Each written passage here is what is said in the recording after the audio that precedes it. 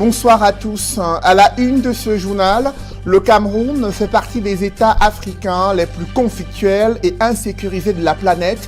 C'est du moins ce qui ressort du rapport de Global Peace Index. Le pays est classé 145e mondial, une situation due à la flambée des violences meurtrières dans les régions anglophones et la lutte contre le terrorisme à l'extrême nord du pays. La gestion de ces multiples crises est contestée dans l'Hexagone, à tel point qu'une manifestation contre le chef de l'État alimente de vifs débats dans les milieux politiques. Vous suivrez dans ce journal la réaction de l'opposition critiquant l'attitude du gouvernement et du parti au pouvoir, estimant qu'il y a eu un échec dans l'organisation de la manifestation de certains activistes de la diaspora. À la veille de la fête de la Tabaski, la cherté du mouton et la rareté des clients inquiètent des bergers dans la région du soleil levant. Ils se font rares, une situation liée au contexte sanitaire et les répercussions économiques du Covid-19 ayant réduit le pouvoir d'achat de la communauté musulmane. Nous en parlerons au cœur de ce journal.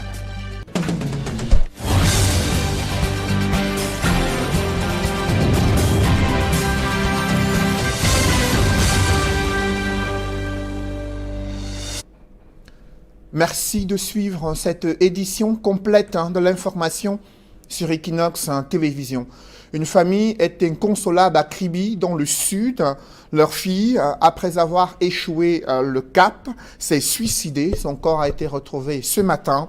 Elle s'est jetée dans l'embouchure du fleuve Kienké. Tous les efforts des maîtres nageurs ont été vains pour la sauver. Les circonstances de ce drame avec Joseph Abena.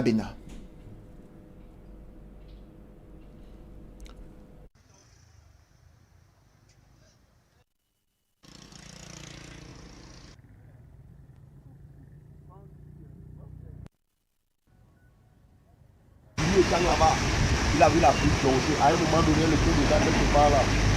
Là où un peu plus reculé là. Il y a aussi un autre pêcheur qui a certifié qu'il a vu les mains sortir 3 fois. C'est la 3e fois là que la fille est descendue totalement. Vous le voyez en image, le témoignage de l'un des maîtres nageurs sur les circonstances de ce drame. Cette jeune fille qui s'est jetée dans l'embouchure du fleuve Kienké et qui s'est noyée. Elle s'est suicidée alors qu'elle avait échoué à l'examen du cap. Le continent africain confronté aux multiples crises. Au Cameroun, c'est l'enlisement de la crise anglophone qui inquiète toutes les communautés. Au sein des prêtres jésuites, on constate qu'il y a une mauvaise gestion des multiples crises qui secouent le Cameroun, notamment la crise dans le nord-ouest et le sud-ouest, 2 régions où des violences meurtrières se sont multipliées ces derniers mois. Des jésuites qui esquissent des pistes de solutions au gouvernement, mais également aux autres parties prenantes dans ce conflit armé qui dure depuis près de 4 ans. Explication avec Dallas Tana et Gladys Sidi. Les prêtres jésuites se penchent sur les crises qui secouent le Cameroun depuis quelques années. Face aux atrocités commises jusqu'ici et la liste des morts qui ne cesse de s'allonger, ils estiment qu'il est plus que jamais temps de reconsidérer la place de l'humain dans notre société. Comme chrétien, je suis touché dans ma foi. Encore plus comme un prêtre. Voilà, je viens de Kumbo. Et j'ai perdu ma maman l'année dernière.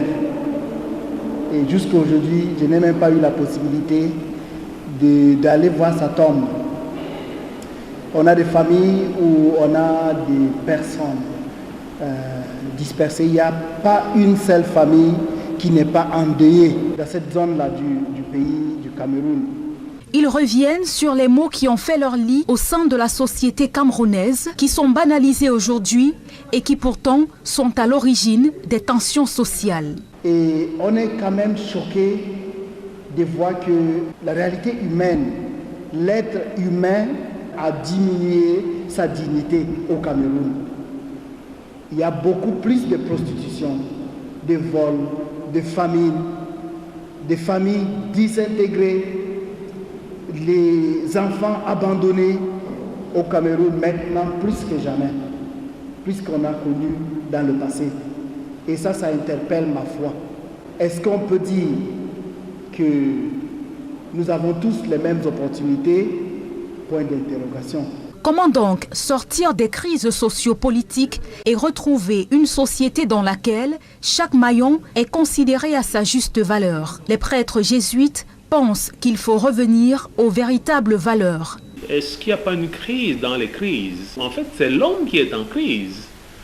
C'est-à-dire, si réellement on avait toutes les valeurs, on avait développé les valeurs africaines, de solidarité, de respect, la personne humaine, ainsi de suite, on ne tomberait pas. Donc, au lieu de voir seulement cette guerre qui est là, vous voyez, il faut plutôt voir, mais la cause même derrière, c'est quoi? Il ne faudrait pas que nous nous enfermions dans toutes les crises, qu'elles soient sanitaires, qu'elles soient sécuritaires, politiques, économiques.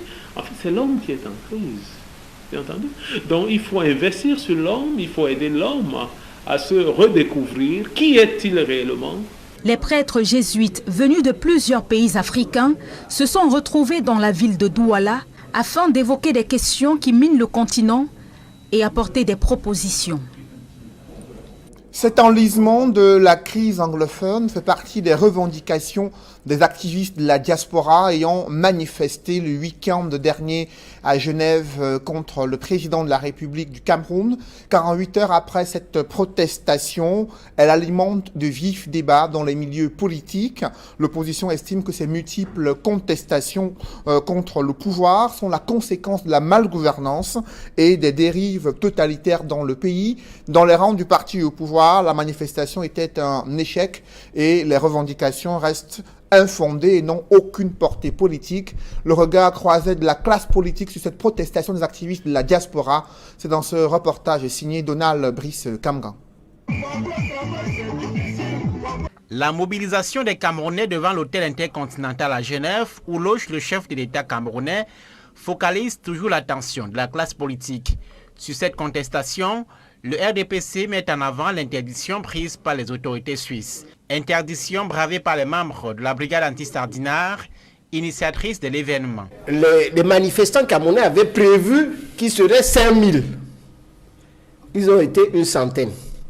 Ça veut dire que ça a été un échec total. Deuxièmement, et c'est ce que vous n'avez pas dit, cette manifestation a été interdite par le gouvernement suisse à la requête du ministre directeur de cabinet civil qui a saisi les autorités gouvernementales suisses. La manifestation de Genève a été un franc succès du point de vue de Maître Lavoisier Tsapi, qui dit ne pas comprendre la difficulté pour le pouvoir à adresser les problèmes posés, entre autres la double nationalité, les questions de malgouvernance au Cameroun, les crises en cours et notamment celles des régions du Nord-Ouest et du Sud-Ouest. Nos soldats se font tuer inutilement. Les populations civiles du Nord-Ouest et du Sud-Ouest sont massacrées pour rien. Qu'est-ce qui coûte au chef de l'État d'ouvrir un dialogue pour mettre fin à cette crise-là? Et si les Camerounais le revendiquent et le disent, c'est de leur droit le plus absolu. Pierre-Emmanuel Bignam pense que la mobilisation de Genève comble un vide créé par les interdictions systématiques des manifestations de l'opposition au Cameroun. Tous ceux qui sont ici et qui sont militants de partis politiques et qui n'ont jamais eu la possibilité de manifester, lorsqu'ils se retrouvent de l'autre côté, qu'est-ce qu'ils ont à faire? Ils manifestent parce qu'ils se sentent libres d'exprimer leur opinion politique, d'exprimer leur ras-le-bol sur la malgouvernance du Cameroun. Donc moi je pense que globalement le message est passé.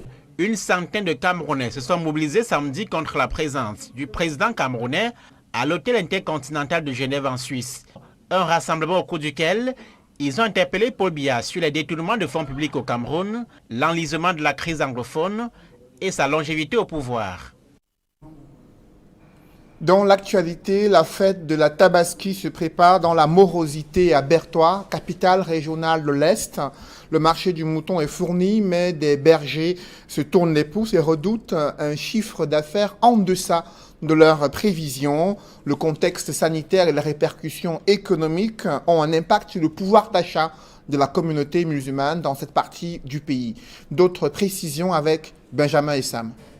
Contrairement aux années précédentes, le marché du mouton est florissant à Berthois. La clientèle moins nombreuse n'a que l'embarras du choix. Il n'y a pas de demandeurs, il y a aussi beaucoup de moutons sur le marché. Je vois comment ils portent de là-bas pour amener ici. C'est ça que moi j'ai compté. Je vois que le prix ici, c'est moyennement par rapport à ce qu'ils vont payer là-bas. Là. C'est ça que je vois que c'est un peu... Pour l'édition 2021 de la Tabaski, le prix du mouton varie de 40 à 150 000 francs. Moi, je ne sais rien pour ça, parce que le mouton n'est pas ici à côté, ça vient de loin.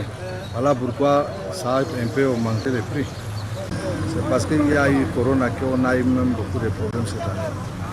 Les moutons vendus ici proviennent du Grand Nord et les vendeurs sont confrontés à quelques difficultés. C'est encombré ici, comme les gens sont venus nombreux du Nord. Quand ils transportent le marchandise de l'extrême nord pour arriver ici, là, il y a les autres qui vont mourir dans la route là, comme la route est un peu longue. C'est ça qui nous fait souvent faire. Au petit marché du mouton de Kano s'est développé des petits métiers. Entre nettoyage des bêtes et gardiennage, des vacanciers trouvent bien leur compte. Je surveille les moutons. Quand je surveille, je reste assis. Si les moutons vont loin, je vais aller chercher. Mais si les moutons reviennent, je reste jusqu'à 17h. Le soir, on me paye, je rentre chez moi. On te paye combien? On me paye 500 francs. Sur un tout autre plan, pas de répit pour les couturiers du marché central de Berthois. Ici, il faut faire vite pour livrer le boubou du client à temps. Pour l'instant, ça va. Il n'y a pas le problème de la coupure de lumière. On arrive à remettre les habits des clients au bon moment.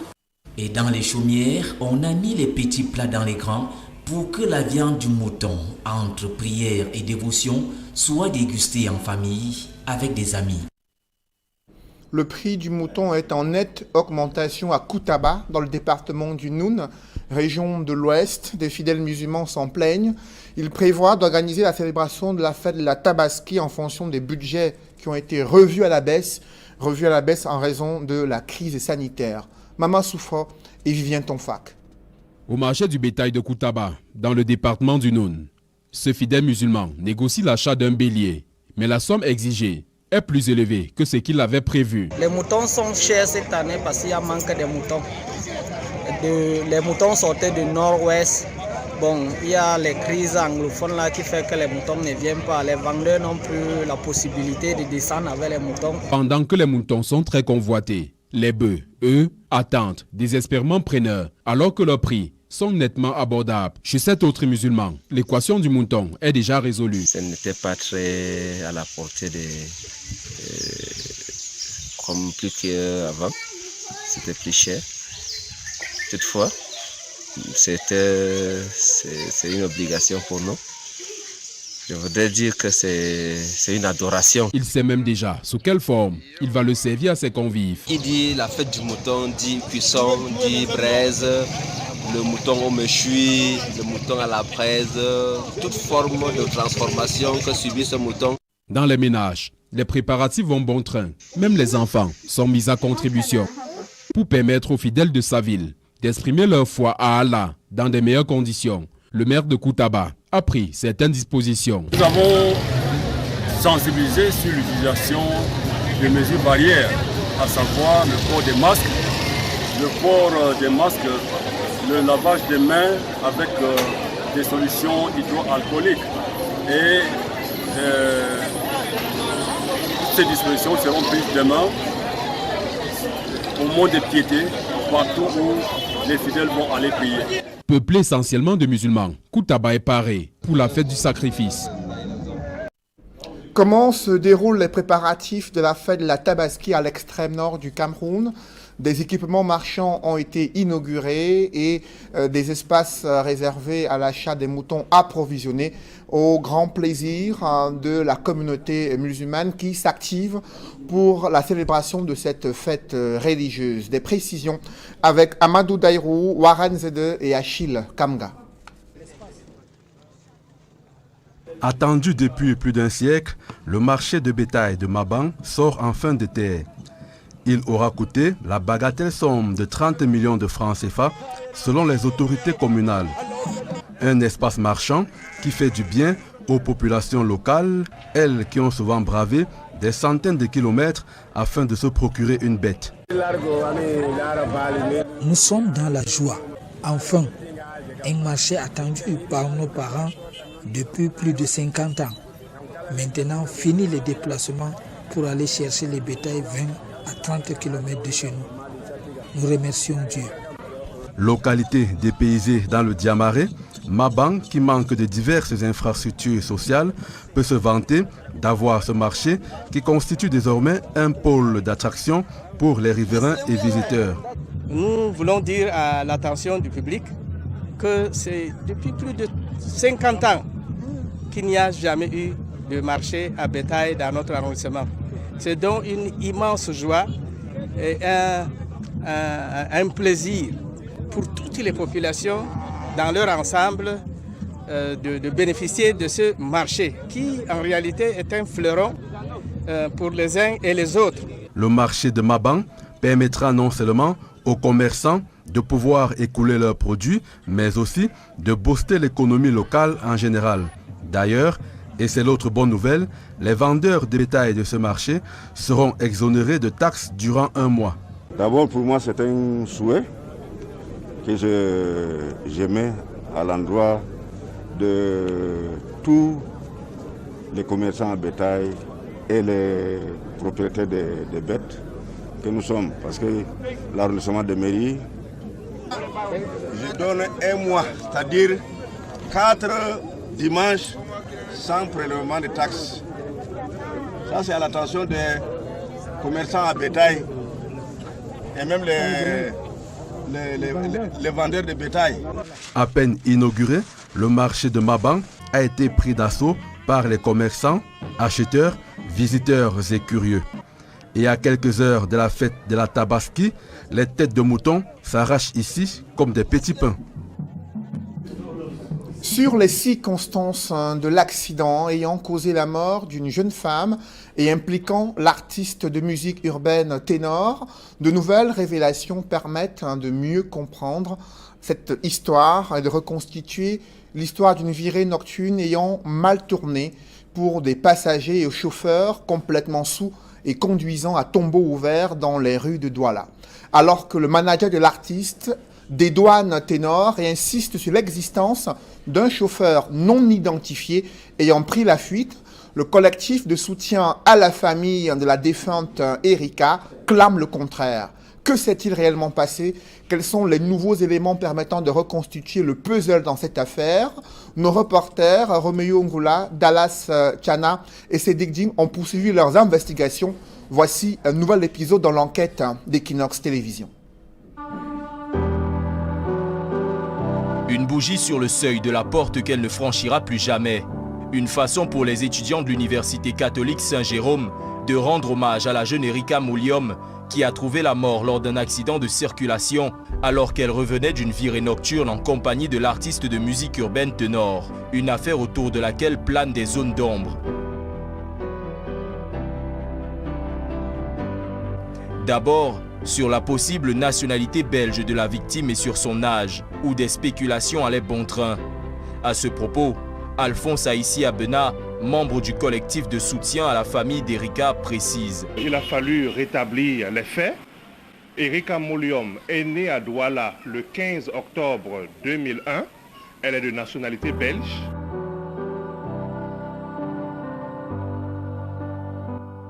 Autre zone d'ombre, l'identité de la personne au volant lors de cette nuit fatidique. Le manager de l'artiste, dans un communiqué publié sur la page de ce dernier, essaiera de dédouaner son poulain en désignant un conducteur X qui se serait enfui, abandonnant les accidentés sur place. Suite aux critiques virulentes et aux interrogations, le communiqué sera retiré.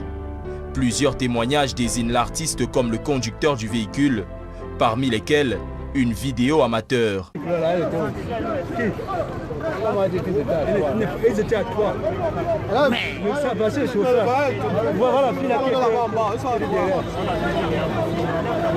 Des témoignages auxquels viennent se greffer celui du collectif de soutien à la famille de la victime qui enrichit en précisant que l'artiste, dans un état d'ébriété avancé, a décliné les offres qui lui ont été faites de se voir accorder un chauffeur de circonstance. Elle était accompagnée de cet artiste qui était au volant en état d'ébriété. Les exploitants du débit de boissons, là où ils ont eu leur virée nocturne, ces exploitants ont refusé qu'ils prennent le volant. Il a insisté, il a pris le volant et le drame est survenu. La famille, encore sous le choc, a intenté une procédure judiciaire en saisissant le procureur de la République. Le couloir de l'université et le balcon d'Erika, eux, n'entendront plus jamais résonner ces cris enjoués.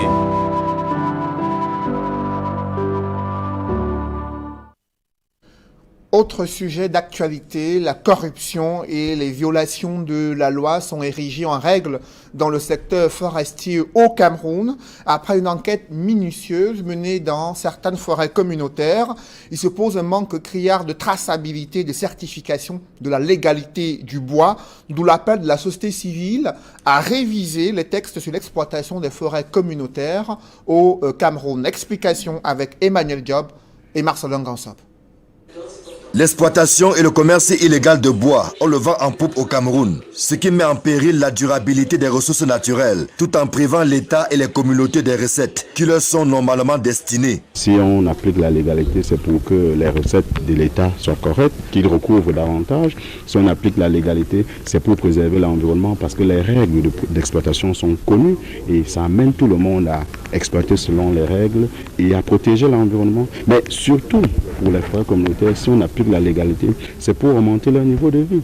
Ils auront un peu plus de revenus et sur cette base-là, ils pourront mettre en œuvre un ensemble d'activités génératrices de revenus dans leur communauté. C'est dans l'optique d'améliorer le respect de la légalité et d'assurer la traçabilité du bois produit dans les forêts communautaires qu'un système de vérification communautaire a été mis sur pied. Cette mise à niveau consistait à les accompagner à avoir tous les documents légaux nécessaires listés dans la grille de légalité de l'APV et ensuite à démontrer de la traçabilité de leur bois, parce que comme vous savez, pour parler de la légalité du bois, il faut dire d'abord que l'entité qui exploite la forêt, elle est légale, mais il faut à tout moment pouvoir démontrer que le bois qui circule vient de cette entité. Donc il fallait mettre en place tout un système de traçabilité pour cela. L'accompagnement du SAILT ne s'est pas déroulé sans quelques difficultés. D'abord, sur un plan technique, les documents qu'il faut fournir étaient complexes pour les communautés et en plus ils étaient assez chers. Comme deuxième contrainte, on a enregistré un individualisme dans les communautés.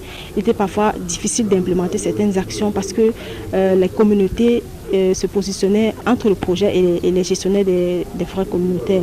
Cet accompagnement a également permis de mettre à nu la corruption qui s'est enracinée dans la chaîne d'approvisionnement et de commercialisation du bois au Cameroun. Nous avons enregistré durant le transport des taxations informelles en lien avec le transport parce que le bois qui se retrouve en circulation sur nos routes, il y a beaucoup de bois illégal qui est souvent blanchi avec les documents des forêts communautaires. Donc, même quand le bois légal des forêts communautaires se retrouve sur la route, on a toujours tendance à les associer avec un bois illégal. Et là, tous les postes de contrôle qui sont en route ont déjà défini des tarifs à payer pour pouvoir laisser ce bois circuler. Au moment où le projet rentre en gare, il est plus qu'urgent pour le gouvernement de penser à la révision des textes encadrant la gestion des forêts communautaires. Les expériences vécues à Doumé et Dimako, dans la région de l'Est, n'étant en réalité que l'arbre qui cache la forêt de l'illégalité, qui a fait son nid dans le secteur forestier au Cameroun. La rigueur intellectuelle, la probité morale, le professionnalisme, l'indépendance dans le traitement équilibré des informations exclusives font d'Equinox une télévision où des professionnels travaillent. C'est le constat que fait le porte-parole du gouvernement. René Emmanuel Sadi a apprécié le professionnalisme des journalistes du groupe Equinox. Il a visité les studios de production haute définition. Il a échangé avec le président directeur général du groupe Séverin Tchonke sur la déontologie et l'éthique des valeurs partagées au sein du groupe Equinox. Il a pu s'entretenir avec les responsables administratifs sur les enjeux de l'actualité au Cameroun et demander aux journalistes de garder toujours leur indépendance. Évocation et les temps forts de cette visite du ministre de la Communication, c'est avec Sédek Chouna et Achille Kamga. Il est 16h40 lorsque le cortège du ministre de la Communication s'immobilise au rez-de-chaussée de l'immeuble siège d'Equinox Télévision. René Emmanuel Sadi et sa délégation sont accueillis par le personnel d'Equinox Télévision avec en tête le président directeur général Séverin Tchonke. Après civilité d'usage, l'hôte du jour fait le tour du propriétaire. Premier arrêt, le bureau du patron des lieux. Bref échange avec le président directeur général, direction le 5e étage. Ici se trouvent les bureaux administratifs et la salle de rédaction.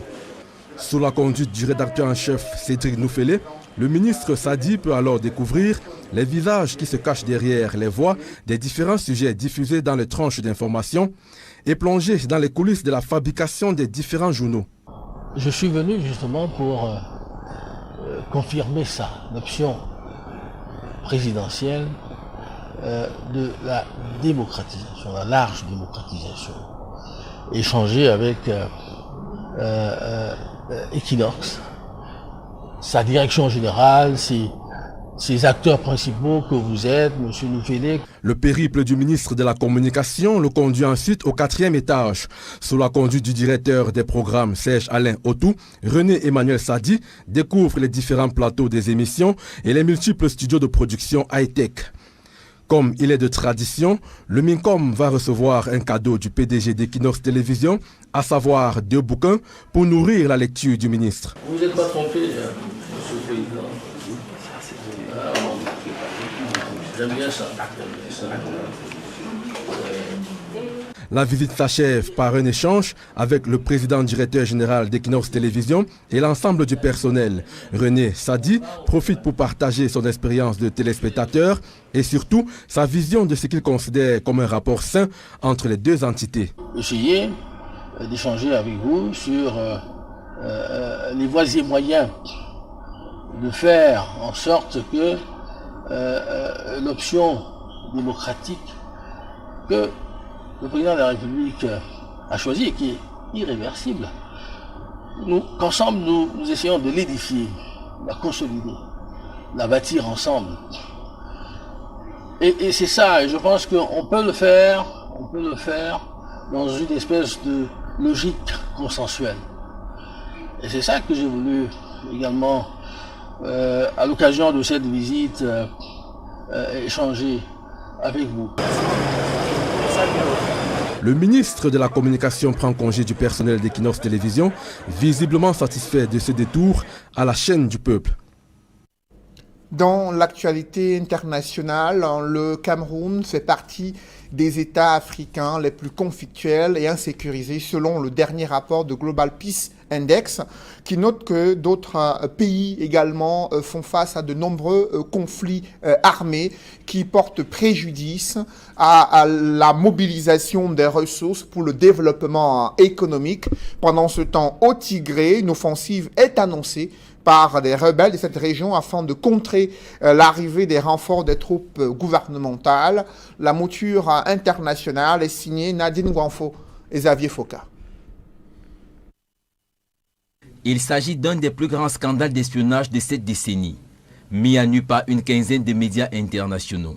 Ceci indique qu'au moins 50 000 personnes sont surveillées par une douzaine d'États grâce au logiciel Pegasus, conçu en Israël. Un logiciel qui permet de prendre le contrôle d'un téléphone, de donner accès à l'intégralité du contenu de l'appareil, ainsi qu'à son microphone et à sa caméra. L'enquête internationale indique que le service de sécurité marocain utilise Pegasus contre les critiques du pouvoir, contre des journalistes nationaux et internationaux. Une information non confirmée par les autorités marocaines.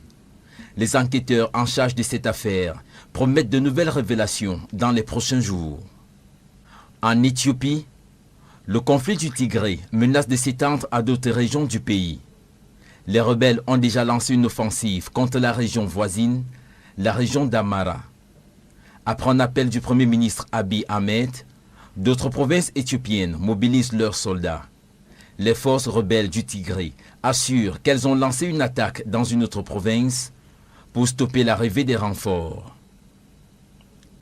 Selon l'édition 2021 du Global Peace Index, un indice de l'Institute for Economics and Peace basé à Sydney, 5 pays africains figurent parmi les 10 pays les plus conflictuels et insécurisés dans le monde. On retrouve dans cette liste l'Afghanistan, le Yémen, la Syrie, le Sud-Soudan, l'Irak, la Somalie, la République démocratique du Congo, la Libye, la République centrafricaine et la Russie. L'Afrique du Sud, théâtre de violence après l'incarcération de l'ex-président Jacob Zuma, pourrait rejoindre la shortlist des pays les moins en paix dans le monde. Et parlons à présent de football. Vous le savez, nous avons une rubrique consacrée à l'histoire du football sur le continent africain. Et ce soir, nous vous projetons sur une histoire, le boycott de la Coupe du Monde en 1966 en Angleterre par les pays africains. Le président de la FIFA de l'époque avait opté que le représentant du continent passe par les barrages pour espérer se qualifier, accordant en même temps 10 places à l'Europe et 4 à l'Amérique du Sud. Le président du Ghana, Kwame Nkrumah, et l'Éthiopien Tessama entraient alors dans une colère noire. Le récit de l'histoire du football africain, c'est avec Jean-Paul Founat dans Chemin de Cannes. Ce programme vous est offert par Kadibir. Notre patrimoine, c'est vous.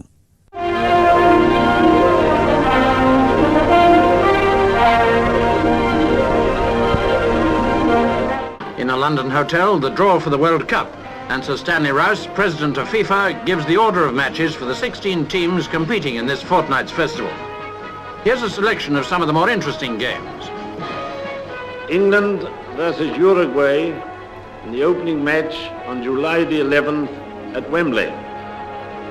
Récoltant tranquillement les dividendes politiques du premier titre continental des Black Stars du Ghana, remporté à domicile en 1963, le président Kwame Nkrumah, qui suit désormais de très près toute l'actualité mondiale touchant l'image et l'avenir de l'Afrique, se voit perturbé en cette année 1964 par une décision inique de la Fédération internationale de football association. L'Anglais Sir Stanley Rouse, arrivé à la tête de la FIFA 3 ans plus tôt, décide d'offrir 10 places à l'Europe et 4 à l'Amérique du Sud pour la Coupe du Monde de football de 1966 en Angleterre. Une mesure jugée très inéquitable, totalement en défaveur de l'Afrique. La FIFA version Sir Stanley Rouse offre une très hypothétique place au continent dans cette compétition majeure. La meilleure sélection nationale africaine, à savoir les Black Stars du Ghana, champion d'Afrique, doit aller chercher son ticket de qualification dans un match de barrage contre le meilleur candidat de tout l'immense continent asiatique. Dans un tollé général, premier chef d'État à soutenir la CAF dans son appel au boycott de la fête mondiale du ballon rond au pays de Shakespeare, l'un des pères fondateurs de l'OUA, le Ghanéen Kwame Nkrumah. Le message passe 5 sur 5 auprès des autres chefs d'État. In the mid-1960s, Nkrumah wasn't alone in politicizing the football arena. CAF continued to be a staunch opponent of discrimination, opposing FIFA's allocation of one World Cup place between Asia and Africa. Both confederations subsequently boycotted the 1966 tournament. Stanley Rouse, sa FIFA et son pays font leur Coupe du Monde en 1966, sans un seul pays africain. And this might be wishful thinking. Remember England's recent match against Poland? England in white, playing right to left. Poland is not among the World Cup finalists, but her team, made up of coal miners and students, was able to show up some of the weak points of Alf Ramsey's hopefuls. Poland opened the scoring just before the interval. A pass from their outside right and centre-forward Sadek neatly foiled Gordon Banks.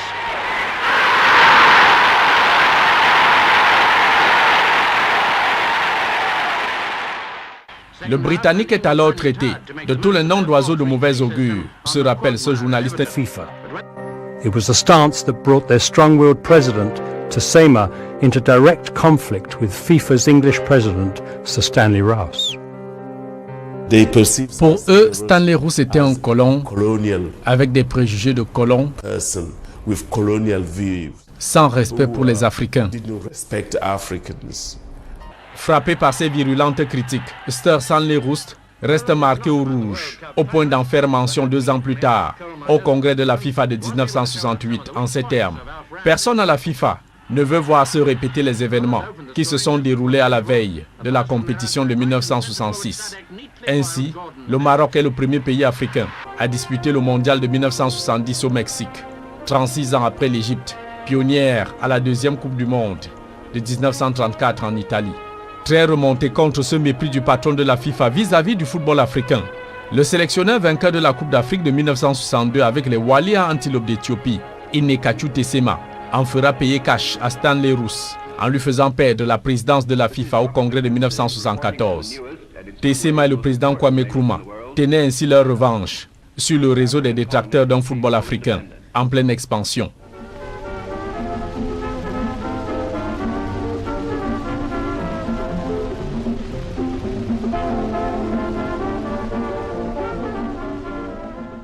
Ce programme vous a été offert par Kadjibir.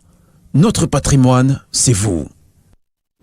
Mesdames, messieurs, c'est la fin de ce journal. Merci de l'avoir suivi. Juste après cette édition de 20h, retrouvez Serge Alain Autou et ses invités pour le débrief du journal sur le plateau d'Equinox Soir. Serge Alain. 2 ans et 7 mois après son arrivée au ministère de la Communication, le porte-parole du gouvernement, René-Emmanuel Sadi, est descendu à Douala et l'a tenu à venir comprendre la magie Equinox Télévision. Il a pu apprécier la qualité des studios de production high-tech qui ont été aménagés pour la production des émissions de qualité où les règles d'éthique et de déontologie sont scrupuleusement respectées. D'ailleurs, le ministre l'a reconnu, il est un fidèle téléspectateur de certains programmes d'Equinox Télévision. Il a salué les débats contradictoires relevés par des panélistes de haut vol. Il a échangé avec le président directeur général sur les contenus audiovisuels, sur les préparatifs également et la production de la CAN à venir et sur le rôle du ministère de la Communication dans le respect des règles et le fait de défendre également les différentes sorties gouvernementales. C'est Alain. Voilà, madame, monsieur, c'est l'essentiel. Equinox Soir, deuxième partie. Bonne soirée à vous, Cédric. Je vous souhaite une bonne soirée, Serge Alain. Et bonne fête par anticipation. Bonne fête également à toute la communauté musulmane au Cameroun et à l'international qui suivent Equinox Télévision. Voilà, madame, monsieur, dans un instant.